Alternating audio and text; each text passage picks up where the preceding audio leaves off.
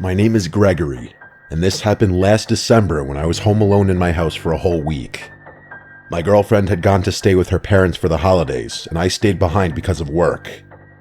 I live in a quiet neighborhood in a small town in upstate New York. The houses are pretty spaced out, and most of the people on my block go away for Christmas, so I basically had the whole street to myself. At first, I liked the idea of the peace and quiet. I thought I would get a lot of rest and maybe catch up on some shows and just enjoy the coziness of the holidays for a bit. But what happened that week still lives rent-free in my head. It was on my second night alone. It was around 6:30 and already completely dark outside. It had been snowing lightly all day, and there was a white layer on my yard and driveway. I was in the kitchen making a simple dinner, just pasta and chicken. Usually my girlfriend is the one to cook our meals. I'm not much of a chef. I turned on the TV in the background to make the house feel less empty, because as happy as I was to have the place to myself for a bit, I wasn't used to it being so empty and quiet in here. While I was eating at the table, I heard something unusual. It really took me a second to figure out what it was. It sounded like singing. I muted the TV and listened. The sound was definitely coming from outside. The singing got a little clearer, and I realized the person was singing Jingle Bells. At first I thought maybe some neighborhood kids were playing around outside, but the voice didn't sound like a kid. It sounded like a grown man. I got up and walked toward the front door because that seemed like the direction it was coming from. The closer I got, the louder it got. By the time I reached the door, it sounded like the singing was coming from right on my front stoop. I felt a weird feeling in my stomach, but at that moment, I still thought maybe it was just a caroler. I opened the door, and standing in the glow of my porch light was a man around 35 years old. He wore no hat, and his coat looked too thin for the weather. But the strangest thing was that he was completely focused on singing Jingle Bells, staring down at my welcome mat like he wasn't even aware I opened the door. I remember forcing a little smile because I didn't really know what else to do. I'd never gotten Christmas carolers before. But even still, I never heard of a grown man doing it solo. It's supposed to be a group thing from what I know. He didn't look dangerous. He actually just looked sort of confused or maybe slow. I even wondered if he was special needs or something because he didn't react to me being there. He just kept singing. When he finished the song, I expected him to say something, or at least leave. But he just took a breath and started singing Jingle Bells all over again from the beginning in the same slow off-key tone. But now he was looking up at me, making direct eye contact. I felt my smile drop because it was just weird now. I stood there another minute, pretending to listen even though it felt uncomfortable. I kept thinking he would stop after the second run, but he didn't. He just looped the song. I checked my phone and realized almost 4 minutes had passed while he sang Jingle Bells over and over. Finally, I decided it was enough. I told him thank you in a polite tone, and I slowly closed the door. I thought that would send him on his way, but once the door was closed, I still heard the singing. It continued without even slowing down. I walked back to the table and sat down trying to ignore it, but the longer it went on, the harder it was to ignore. The man didn't seem normal, and it bothered me that he was still right outside my door singing the same song. I wondered if maybe he was special needs and someone was out there with him, like by the street or something, but I didn't see anyone else out there. It made the whole house feel uncomfortable, like someone weird was standing too close to my personal space. I kept eating, but I couldn't focus on the food. It went on for my entire dinner. Finally, after about 10 minutes straight, the singing stopped. The sudden silence actually made me jump because I had gotten used to the singing. I got up slowly and walked back to the front door window. When I looked outside, I expected to see the man gone, but he was still there. He had moved. Now he was standing at the end of my driveway. He was just facing my house completely still. He was no longer singing, at least I couldn't hear anything from here. He was just standing there in the snow, staring at the door. Something about that felt worse than the singing. He looked like he was waiting. I opened the door a crack and told him he couldn't be here, that this was private property and he needed to leave.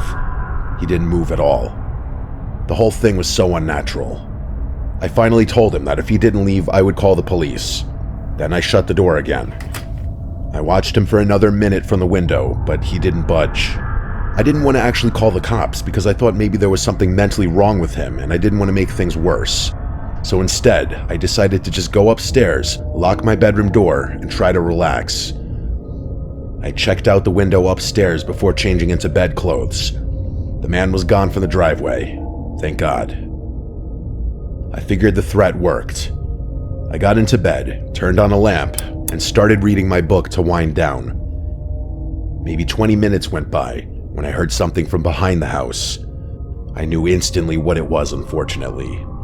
It was the same man singing Jingle Bells again, except now it was coming from my backyard. I jumped out of bed and went to the back window. When I looked down, not only was he directly in sight of my backyard, he was already looking up at my window.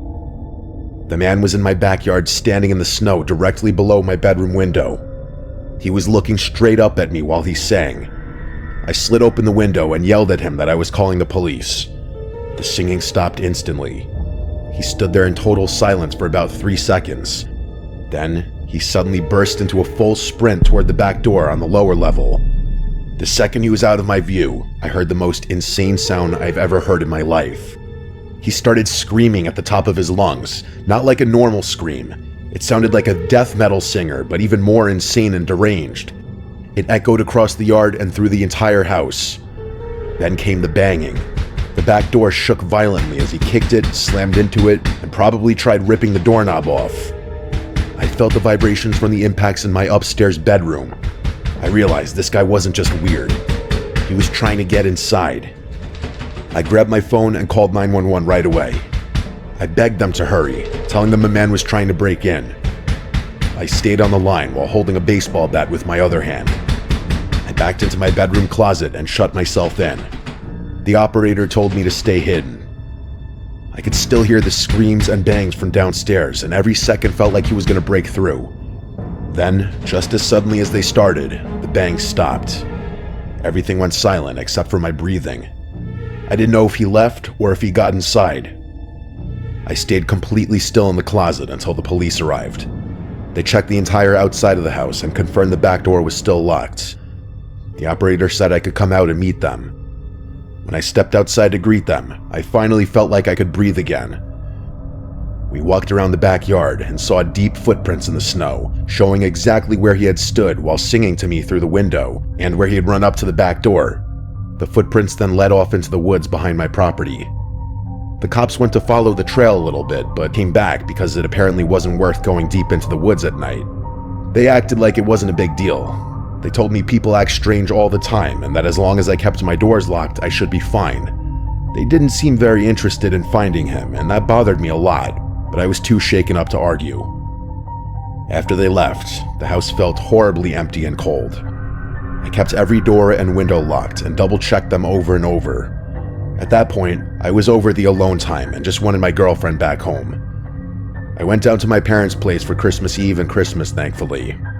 As far as that man, he never returned. At least, not that I know of.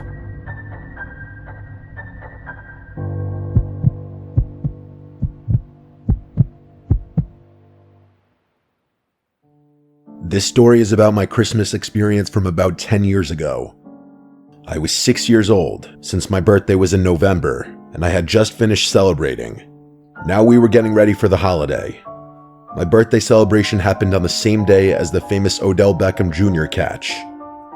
I lived with Cowboys fans, but I was a Giants fan. I remember it being talked about for the rest of the night, and even during my birthday celebration. It was an eventful birthday week, and I'm surprised I remember all of this since I was only 6. I didn't understand football, but I understood that the catch was crazy, so I was just living in the moment and happy it was my birthday, like any other kid. For my birthday, I got tickets to the Mavs-Wizards NBA game on December 30th. I was a Cavaliers fan, but since we lived in DFU outside of Dallas, I knew a lot of Mavs fans, and I was a small fan myself, so I was grateful. It was going to be my first NBA game. Christmas Day was 5 days before, and I got a brand new Odell Beckham Jr. jersey and a Mavericks shirt and sweatshirt as I was becoming a sports fan. I had a great Christmas, but one of my Christmas gifts was another Mavs game, which was on December 27th against the Oklahoma City Thunder. I was so excited to go to both games. The day came and we went to the game. The Mavs won a close one, something like 112 to 105. It was crazy to see an event like that in an NBA arena for the first time. We left the game and drove home, which was maybe 45 minutes away from the American Airlines Center. The next couple of days were normal, but I was excited to go back to that amazing stadium and atmosphere. This time we went again. I didn't know it would be the last time I went for years. At the last game, we had nice seats, like 7 rows from the court and in the middle, but this time we were maybe row 20 and in a corner area, so the experience was different. The game was going well, and I was enjoying it. The Mavs were killing them by like 20 to 30 points at halftime. Since I was a child, I wanted to roam around and get food and go to the bathroom by myself, but I was with my parents and only 6 years old, so my parents and I walked to get some food. We waited in line for maybe 20 minutes. My dad went to another restaurant inside the arena to get different food, and I stayed with my brother who was waiting in line to pay. As we talked to the worker, I walked away to throw out some of the candy they bought me before the game. I walked to a trash can maybe 30 feet away. As I got there, this tall white man came up to me and asked, "Hey, are you lost?" I shook my head and didn't say anything. He said he didn't see my parents around and told me, "Let's go look," as he grabbed my hand and walked with me. I was just a kid, so I walked with him. He took me toward the nosebleeds and said we were going to the intercom so they could announce my name and find my parents. I said okay and kept walking. We got to the top and we waited for about 10 minutes. He waited until the coast was clear and then tried pushing me towards the emergency stairs or elevator. I don't remember exactly, but I do remember there was no one around. Then I remembered stranger danger, and the guilt and fear started sinking in. I realized I shouldn't go with this man. He didn't have any credentials. When he let go of my hand to go check his phone, I ran all the way back to the stands. As I ran, I saw him standing there with a small grin on his face. I couldn't find my parents, but I didn't care. I just wanted to be somewhere safe. I found my brother, who hadn't told my parents he lost me because he didn't want to get in trouble. He asked if I was okay, and I said yes, choosing not to say anything. The game ended and the Mavs won, but I didn't care. I just wanted to go home. As we exited, I was quiet. When we got in the car, I was also quiet. My parents seemed confused that I didn't seem energetic, but I told them I was tired. As we drove home, I almost fell asleep, but then a loud honk screeched behind us. It was so loud I almost screamed. I turned around, and there he was, the same man driving a truck with maybe 3 other men inside. I couldn't tell who they were, just silhouettes. My parents yelled at them from our car when they pulled up next to us, but the men just stared. I wanted to say something so badly, but for some reason I didn't. When we got home, I went right to sleep and passed out fast. In the middle of the night, I woke up with chills. I noticed a light flashing at my window. I looked out, expecting something innocent, Santa Claus or something, but instead saw that man standing out there, shining a flashlight into my bedroom window. I screamed and ran to my parents' room, telling them someone was at my window as if it were a first-story window. They rushed outside and searched for maybe 20 minutes. They didn't find anything, and since I was a kid, they didn't believe me. They said it must have been a shadow from a car, but I know what I saw. On New Year's Eve, a couple days later, we were staying up until midnight to watch the ball drop. We were about 5 or 6 minutes away from midnight when the doorbell rang. My parents answered it. I didn't pay attention until I heard the man's voice, and I was 100% sure it was him. I told my parents, but they didn't believe me. I told them at the game he brought me to the high level, and I ran away and escaped. But they still didn't believe me. They said it was just a man handing out lost dog flyers for his cousin's dog. The night went on, and I was fine. But then a year later, on New Year's Eve, there was a knock at my bedroom window. Keep in mind, I had forgotten about the situation. I got up and looked, and there was a piece of paper on the window that said, "This New Year, you'll meet me again." I gave my parents the note, and they filed a report, but they never heard anything back. Every couple of years, I get terrified of New Year's Eve, thinking that man will come back. I told my parents I never want to go back to an NBA game, saying it wasn't my thing. But now I'm 16, and it scares me that the man knows where I live.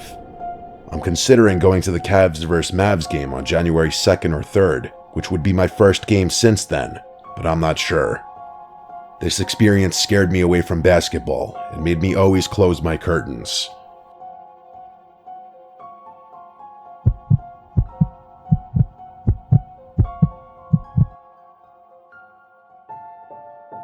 I remember this night way too clearly, and even now I think about how close my family came to something really terrible. It was early December, and we decided to drive up north into the mountains to cut down a real Christmas tree. It was something my wife Marianne and I always wanted to do, and our 7-year-old son Andrew was excited about it too. The weather was cold and cloudy, and the sky had that heavy look where it feels like snow is always about to fall again. To us, that added to the Christmas vibe. The whole ride up the winding roads made me feel like a kid again. It was a while since I'd done something this unique and in the Christmas spirit, and having Andrew so excited about it just brought me back to my youth. When we finally reached the remote area Marianne found online, there were no other cars around in the parking area. There were a bunch of light posts scattered around, so we weren't in pitch black darkness if you were wondering. That's why we picked the place. Still, we did bring flashlights. We parked by a small, unmarked path that led deeper into the trees. There was a lot of snow on the ground still from the snowfall we got a few days earlier, and up this high, the snow took even longer to melt. Andrew jumped out of the car right away and started throwing snowballs at us, so I started throwing them back.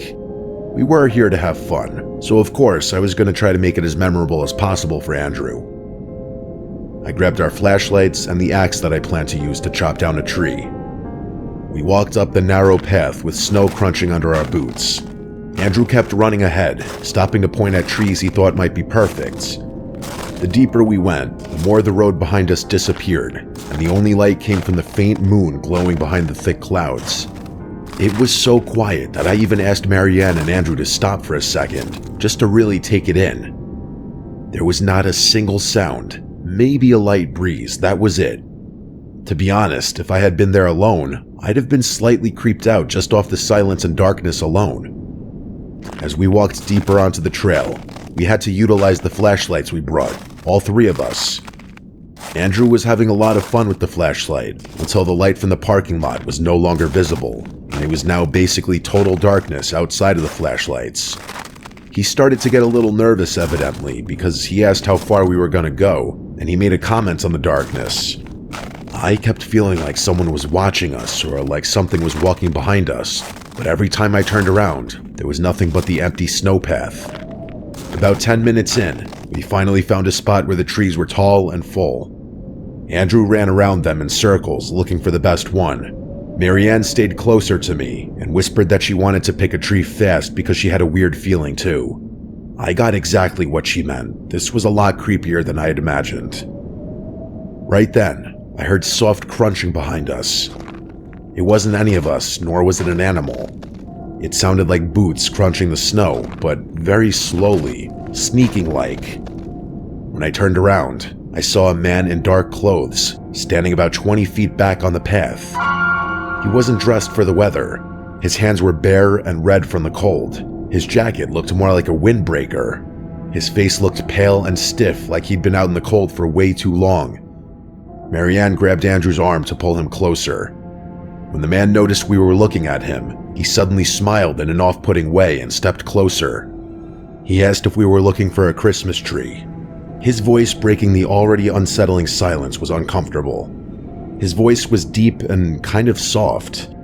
Before I could say anything, Andrew answered yes, excited again, and I felt a jolt of panic because I didn't want this man knowing anything about us. Marianne quickly told him no, that we were just walking. The man stepped closer again, and the way he moved made every hair on my arm stand up. He told us not to worry because he wasn't a park ranger. He said it like he could tell exactly why we lied, because admittedly, what we were doing was super illegal. I didn't want to talk to him at all. Something was wrong with him. He looked hungry or desperate or like he hadn't slept in days. I guess, for lack of a better word, he looked homeless. I told Marianne we should head back to the car, and she nodded, gripping Andrew's jacket. When we started walking past the man, he stood by, smiling and watching, giving slight nods as if to say goodbye as we walked. Andrew kept turning around, asking if the man was following, and we told him to stay facing forward. Every time I looked back, the man was a little bit closer than before, even though I didn't hear him speed up. I whispered to Marianne that when we reached the main road, we had to run to the car. She held Andrew's hand tighter and nodded without looking back. The man's steps stayed behind us the whole time, dragging a little like his boots were too big or too heavy. Once we got close enough to see the gap in the trees where the car was parked, I told them to go. Marianne lifted Andrew and ran as fast as she could. The only reason I felt even remotely safe was because of the axe in my hand, but I'm not a violent person and I've never had to resort to violence in my entire life. I turned around to block the path behind us for even just a second. The man had stopped walking and was just staring at me, and he put his hands up halfway, still smiling, and then he said, "I mean no harm. Why don't you get back to your truck now?" And I felt my heart skip a beat as he said this. He said truck, like he knew we came in a pickup truck. I replied back simply that we don't want any trouble. Then I turned and started hurrying back down to the lot. But halfway there, Marianne screamed my name, sounding panicked. Oh no, I thought. When I got to the truck, she showed me that both right side tires were punctured. I didn't have time to examine it for long to realize it was him. I told Marianne to call 911 immediately, but she struggled to find service at first. She walked around the snowy lot for a bit until there was reception. She never strayed too far away. I had Andrew wait in the truck, who was now clearly concerned as he watched Marianne and I freaking out. He was old enough to know something bad was happening. Marianne seemed to be having a hard time on the phone, so I took it and explained our location and that we felt threatened by a random man in the woods who may have potentially been responsible for the tires. Given the potentially unstable individual in the vicinity, and the fact that we had a child with us, police were taking this very seriously and told me to keep my family locked in the truck until police arrive and that a tow truck will be sent as well. I was instructed to keep the operator on the line while we waited, but eventually the line started getting choppy, cutting out at moments because of the poor reception. Then, Marianne suddenly screamed in my ear to look and pointed towards the tree line by the path we were on. There were multiple people standing just beyond the tree line. I counted at least 3. They looked like shadows from where we were, which made the sight even more terrifying. It was like we were being stalked and hunted. Then 2 of the people started walking closer. I told the operator, and she said something that really made me uncomfortable. She asked if I had any kinds of weapons, and when I said I had the axe, she implied that if it came down to it, to use it to defend my family. By this point, Andrew was crying, and Marianne tried to calm him down. I told the operator that 2 of the figures were still walking toward the truck. They weren't running or yelling or anything. They just walked very slowly, like they knew we weren't going anywhere. The 3rd figure strangely disappeared.